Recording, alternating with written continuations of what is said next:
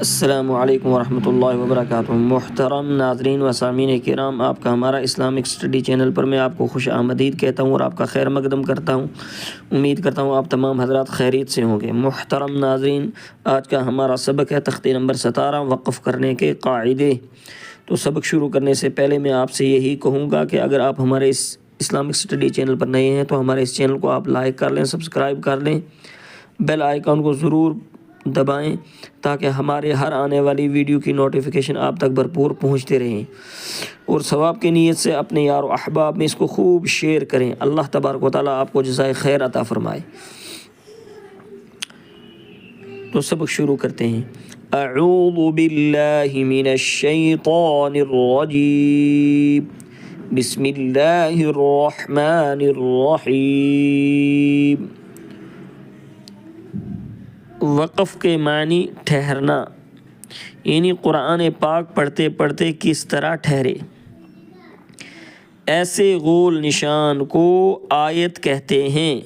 ایسے گول نشان کو آیت کہتے ہیں۔ نمبر 1، زبر زیر پیش، دو زیر دو پیش پر وقف کرنا ہو تو آخری حرف پر جزم دے کر سانس توڑیں، اسی کو وقف کہتے ہیں۔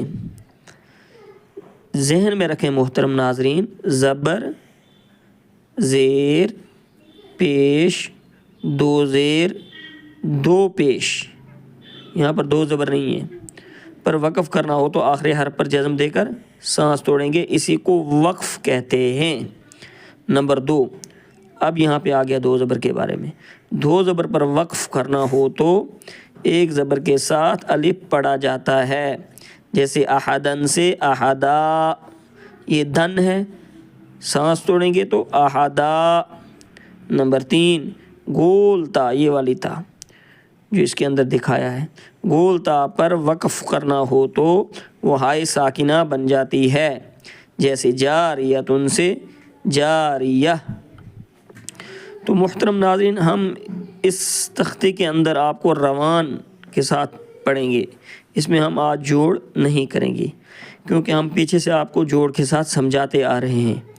تو ابھی کوشش کریں تھوڑا روان سیکھنے کی بھی، تاکہ ہم پڑھ سکیں گے یا نہیں پڑھ سکیں گے۔ تو کوشش آپ نے ضرور کریں، اگر آپ کوشش کرنے کے باوجود رہ جاتے ہیں تو پھر اس صورت میں آپ جوڑ کر کے اس کو پڑھ سکتے ہیں۔ تو اب ہم سکھائیں گے آپ کو کہ جو انہوں نے اوپر ہم کو سمجھایا، زبر زیر پیش، دو زیر دو پیش پر وقف کیسے کیا جاتا ہے، تو پریکٹیکلی طور پر ہم یہاں آپ کو بتائیں گے انشاءاللہ۔ اعوذ باللہ من الشیطان الرجیم۔ اب یہ گول نشان آ گیا، یہ آخری لفظ ہے میم، تو ہم نے زیر کو ہٹا کے میم کے اوپر جزم لگا دینا ہے، رجیم بنا دینا، رجیم می نہیں پڑھیں گے۔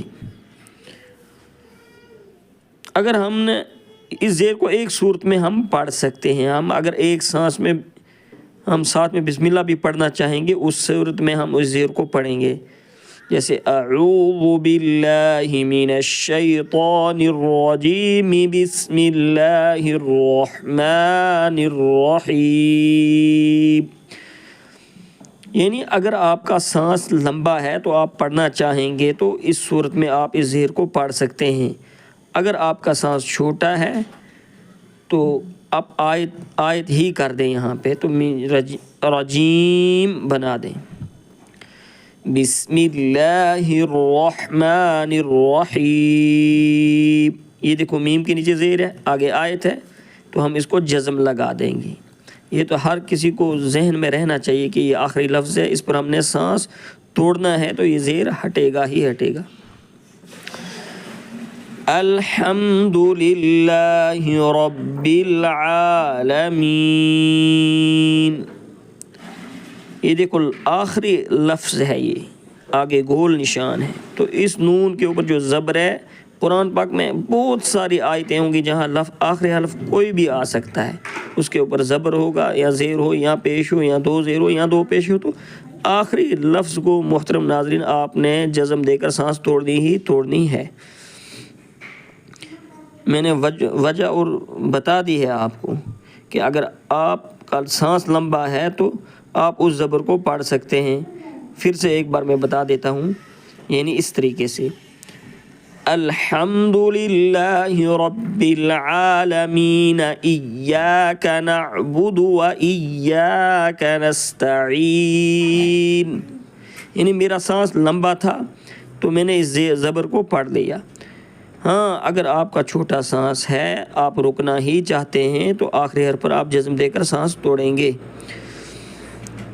ایاک نعبد و ایاک نستعین، اب یہ نستعین تھا، آگے آیت ہے اس لیے ہم اس نون کو جزم دے کر سانس توڑیں گے۔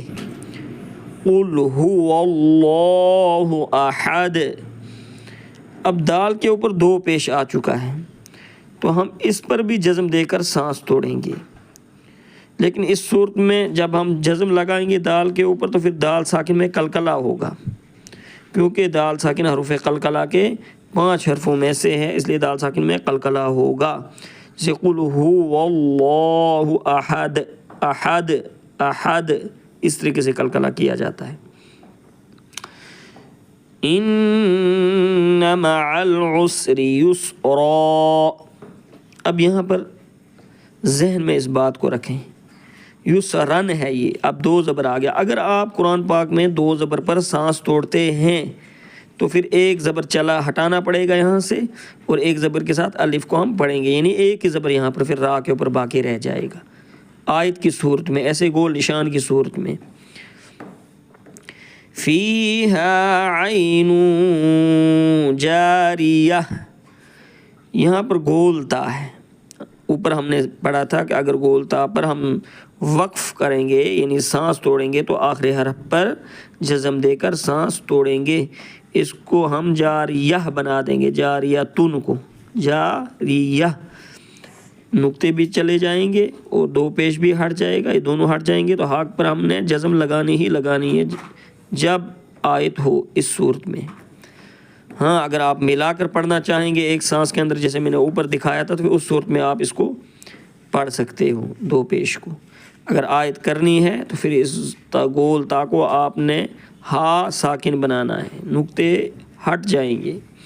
تسقا من عین آنیہ، تسقا من عین آنیہ، اور ایک بار ذہن میں رکھیں جتنے بھی آپ نے پیچھے قاعدے پڑھے ہیں جیسے اظہار، اخفاء، الف مدہ، یا مدہ، وہ سب آتے رہیں گے، ان کو آپ ساتھ ساتھ میں دہراتے رہیں۔ جیسے کاف کر کھڑا زبر ہے تو الف مدہ ہوگا، من آئی اظہار ہلکی ہوگا، آئی کے اندر یائی لین ہوگا، نین آ کے اندر اظہار ہلکی ہوگا، اور یہاں گولتا ہے تو اس کو ہائے ساکنہ بنانا ہے ہم نے۔